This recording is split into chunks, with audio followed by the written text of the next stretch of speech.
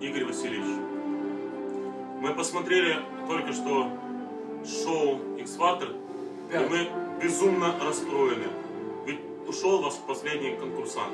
Но вы не расстраивайтесь, вы не остались одни. С вами целая армия ваших подопечных. Да. Да. И что хотим сказать? По своему опыту знаем, чем раньше вылетишь, тем выше взлетишь. Чем выше взлетишь, тем позже сядешь.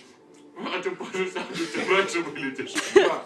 Игорь Васильевич, вы не расстраивайтесь, все будет хорошо, ваши подопечные все добиваются успеха, особенно группа Криволюбова. Вот. Все будет нормально, мы хотим поднять этот чай за ваше здоровье, за ваших детей. Чай с вареньем. Чтобы вы никогда не болели, у вас все было хорошо. Мы вас любим, ценим, обнимаем. Вы крутой, Игорь Васильевич. Главное, Игорь Васильевич, что я хотел сказать. Вам сейчас хорошо. Вот вы сейчас досняли эфир и едете к семье домой, в тепло. А вот мы вот с пацанами работаем. Да. А снеговик верит в любовь. Я забыл опять слово, Игорь Васильевич.